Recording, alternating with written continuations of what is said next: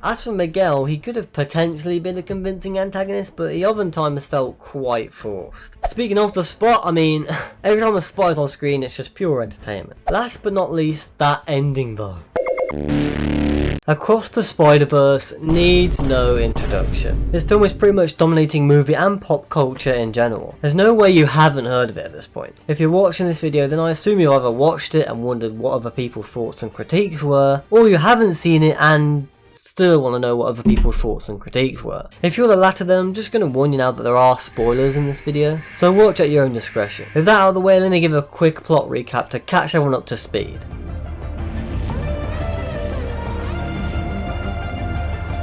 So, Across the Spider-Verse is of course a sequel to 2018's Into the Spider-Verse. Over a year after the events of the first film, we are reintroduced to Miles, who's actually gotten quite good at his part-time superhero gig. Though like every other Spider-Person, and most regular people now that I think about it, managing their work-life balance is proving to be a total nightmare. Which is fair enough. I mean, doing homework and beating the crap out of villains of the week is no easy management, let's say that. Speaking of, one such villain of the week is none other than The Spot. The man that was tragically struck with a bagel by Miles Morales in the first movie.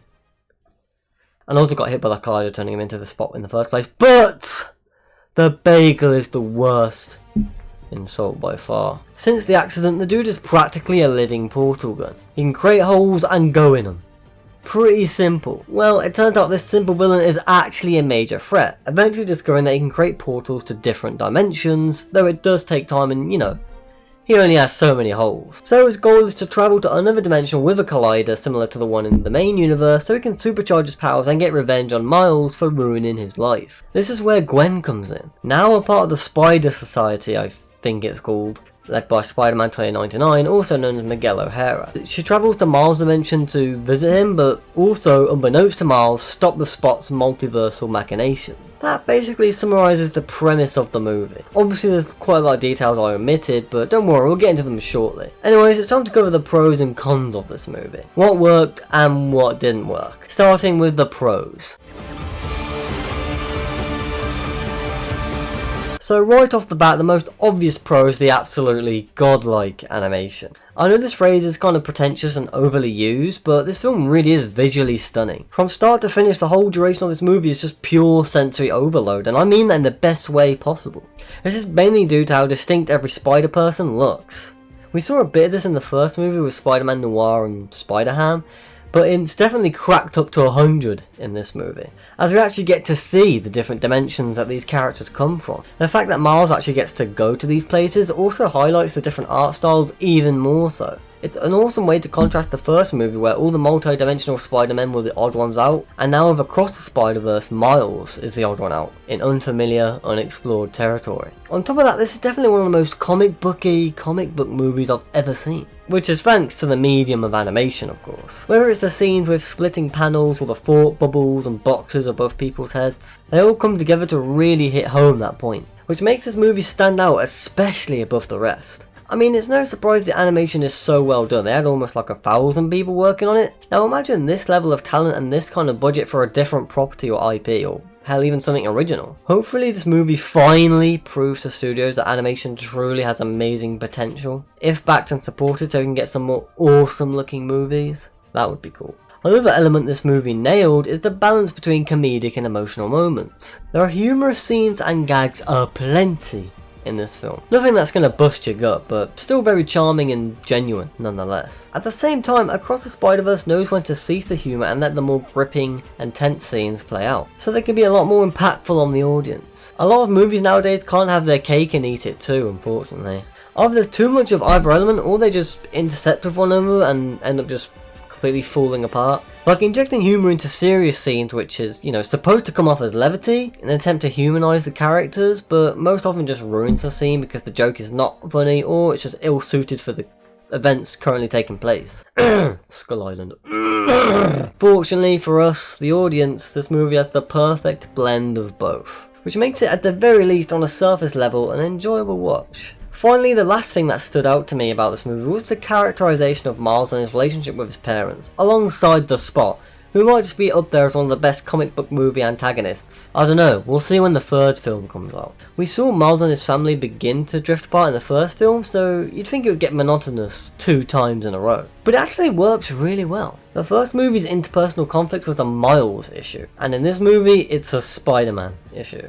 Due to being Spider-Man, Miles is constantly late to important meetings and events, not to mention skipping classes and such, which as you can imagine annoys the piss out of his parents, leading to the conflict. Quite fitting that their divide is based on a Spider-Man issue, as Miles is now officially recognised as Spidey, and the stakes are a lot higher thanks to the Spot. Speaking of the Spot, I mean, like, I'm not gonna lie, every time a Spot is on screen it's just pure entertainment. Remember that balance of humour and seriousness I mentioned earlier? Well, the Spot basically embodies that point to a T. Like, he's hilarious and goofy, until he isn't. Until the webbing hits the fan. I love how he's portrayed once he absorbs the power of the Collider. In a few seconds they managed to make this clown of a villain freaking terrifying, which is a certified achievement. Overall, a great antagonist, but he's not the only one. There's also Miguel O'Hara, who is nowhere near as good. Anyway, now's a good time to segue right into cons.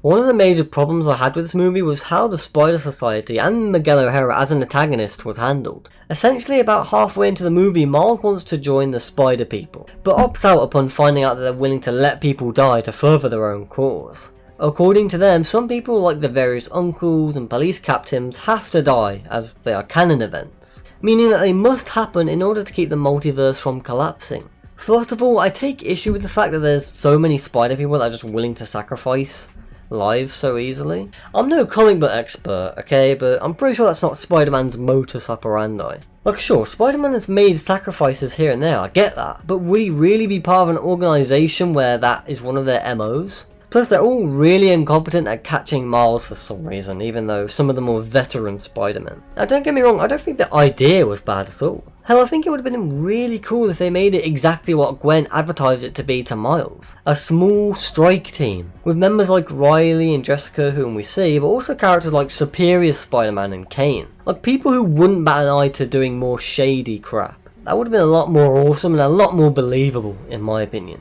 I feel like they made the society ridiculously big just so they could have Marvel-style cameos and Easter eggs, which is pretty lame.